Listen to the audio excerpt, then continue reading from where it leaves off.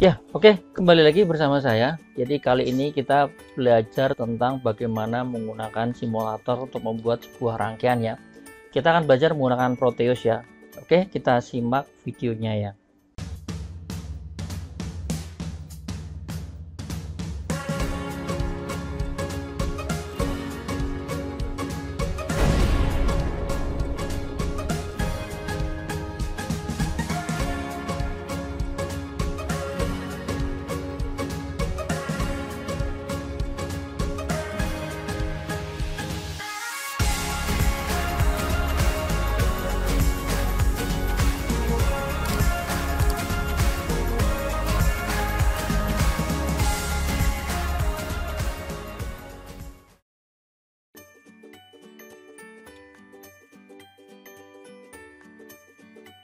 Ya, di sini kita coba masuk ke sebuah definisi ya, bahwa Proteus merupakan sebuah software yang digunakan untuk membantu para engineer. Jadi Anda mungkin seorang engineer ya, dalam merancang sebuah rangkaian listrik atau rangkaian digital ya.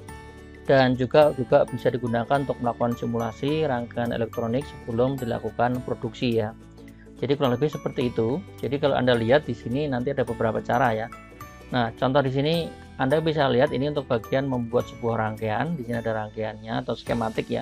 Ini skematik bisa Anda buat di sini. Tapi di sisi lain kadang-kadang Anda juga bisa membuat yang namanya PCB layout ya. Ini contoh membuat layout PCB. Artinya PCB ini apa? PCB itu mungkin tempat landasan ya, landasan atau wadah atau board atau papan ya. Papan yang nantinya berisi komponen-komponen yang di situ nanti akan dilakukan peletakan komponen dan disolder ya. Sebenarnya itu sebuah rangkaian ya. Rangkaian disambungkan dalam sebuah PCB ya.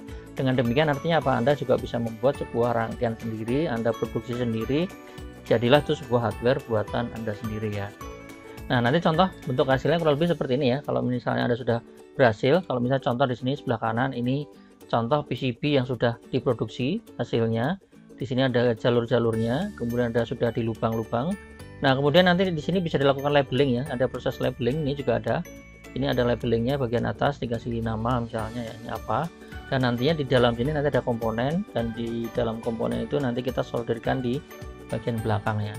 Dari sini Anda sudah bisa membuat sebuah rangkaian atau hardware sederhana ya.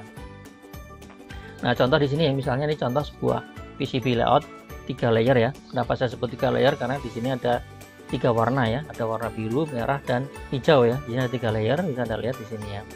Kurang lebih seperti itu pengenalan tentang Proteus. Mudah-mudahan Anda sudah mulai paham. Nanti kita akan coba masuk di percobaan pertama menggunakan Proteus ya.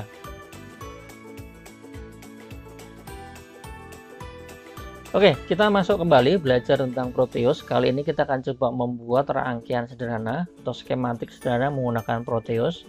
Terutama yang pertama kita akan coba buat yang sederhana ya, yaitu menggunakan rangkaian digital ya, atau menggunakan gerbang logika.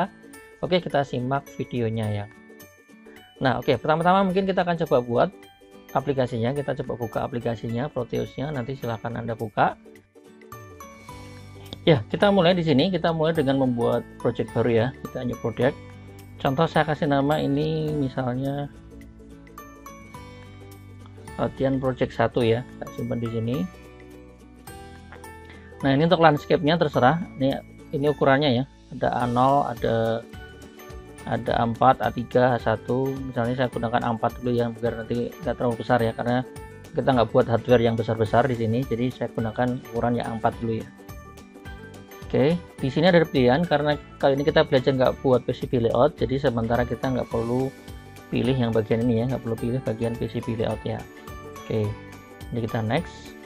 Kita nggak perlu no firmware, tidak perlu. Kita juga pilih next juga di sini. Oke, jadi di sini hanya skematik. Kita finish ya. Oke. Nah, langkah pertama karena kita pengen belajar logic, jadi mungkin hal pertama adalah kita coba cari device atau rangkaiannya ya. Jadi di sini sebenarnya di bagian ini ya, ini kursor ya, sebelah sini ini ada nih komponen mode. Nanti device-device-nya akan ada di sini, akan terdaftar di sini. Selama belum Anda tambahkan, di sini akan kosong sebenarnya ya. Oke, kemudian ini layout kita. Jadi nanti Anda bekerja di sini. Soalnya kayak gambar desain Anda. Kalau misalnya Anda pernah belajar di jurusan teknik sipil, kalau gambar denah kurang lebih seperti ini ya. Kemudian ada nama project, ada tanggal dan seterusnya ya. Oke, langkah pertama misalnya ya. karena saya pengen belajar pakai menggunakan gerbang logic, di sini saya pengen import ya. Import adalah karena di sini gerbang logiknya nggak seperti di simulator yang lain, di sini langsung ke physical ya. Physical itu artinya langsung ke barangnya. Jadi barangnya itu sebenarnya adalah IC sebenarnya. IC logic digital itu biasanya dikodekan dengan awalnya menggunakan 74 ya. 74. Nah, biasanya 74 nanti ada banyak serinya. Contoh di sana misalnya kita menggunakan yang N7402, kita coba cari ya. Nah, di sini mungkin ini yang unik ya, mungkin bisa Anda lihat di sini ya. Oke, di sini adalah sebuah skematik modelnya, padahal nanti bentuk aslinya seperti ini ya. Ini bentuk aslinya sesuai dengan IC-nya ya, IC-nya nanti IC seperti ini.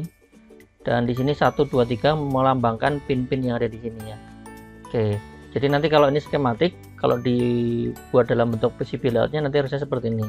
Oke, karena kita nggak bahas PCB layout, berarti nanti yang terpakai yang ini dulu ya. Kita hanya fokus di skematik dulu. Dan di sini saya milihnya yang agak unik. Kalau dalam bentuk fisiknya itu nggak ada OR beneran ya, tidak ada OR yang murni, adanya adalah OR yang dikasih NOT ya. Atau di sini ada buletan ya, artinya NOT ya, atau NOR ya, NOR gate sebenarnya ya. Oke, NOR gate, oke, silakan ini kita masukkan. Nah, otomatis nanti di sini muncul 7402. Jadi kalau Anda lihat di sini ada ya, bisa ya, atau kita tulis di sini ya, kita tulis di sini. Nah, nanti Anda mau tempatkan di mana bisa. Oke, ini saya zoom biar kelihatan ya besar. Oke, inilah skematik pertama kita ya, ini udah bisa muncul di sini. Oke, selanjutnya kalau kita sudah, sekarang kita pengen membuat, kalau dalam beberapa contoh saya sebelumnya di videonya biasanya saya gunakan saklar ya. Kita buat yang lebih simpel dulu ya. Dalam dunia digital itu mengenal yang namanya nanti ada istilahnya probe ya. Probe itu kalau nanti ada alat fisiknya. Probe itu sebenarnya bukan konektor juga bukan. Probe itu seperti tester ya. Seperti tester. Kayak contoh misalnya Anda nyolokkan ke dalam sebuah listrik, ada titik listriknya. Nah, nanti nyala ya. Kurang lebih probe fungsinya seperti itu ya. Jadi di sini contoh saya tambahkan yang namanya logic probe ya. Nah, di sini ada 2 pilihan. Saya pilih yang ukurannya besar aja ya. Oke. Nah, logic probe ini karena saya pengen lihat output, jadi logic probe ini lebih cocoknya kita letakkan di bagian output ya. Jadi ini saya taruh di sini ya. Oke. Kemudian jangan lupa ini disambungkan. Oke, ini sudah tersambung ya. Oke. Sedangkan untuk bagian inputnya apa? Bagian inputnya sebenarnya tadi bisa pakai saklar, atau kalau dalam simulator ini lebih enak ya, kita bisa menggunakannya namanya toggle ya, logic seperti saklar, tetapi ini lebih enak ya, namanya logic toggle. Nah, yang ini bentuknya nanti kurang lebih seperti ini, logic toggle. Oke, kita masukkan. Nah, coba kita masukkan ke sini. Oke, sini ya, kita klik. Oke. Nah, nanti kita sambungkan ke sini. Oke, ini baru pertama. Yang kedua kita bikin lagi di sini misalnya ya. Oke, biar agak rapi saya urutkan. Mungkin ininya agak ke bawah nggak apa-apa ya. Nah, oke. Jadi ini artinya apa? Artinya adalah saya punya logic toggle yang bisa dirubah dari 1 ke 0 ya, 1 ke 0 atau 0 ke 1 terserah. Dan nanti adalah logic probe untuk melihat hasilnya ya. Oke, kita coba lakukan simulasi. Jadi kalau di sini di paling bawah ini ada yang namanya untuk run simulasi ya. Enaknya di Proteus kurang lebih seperti ini. Kita punya simulasi. Kita coba run. Oke, ini berarti posisinya running ya. Nah, di sini outputnya sudah 1 ya sebenarnya ya.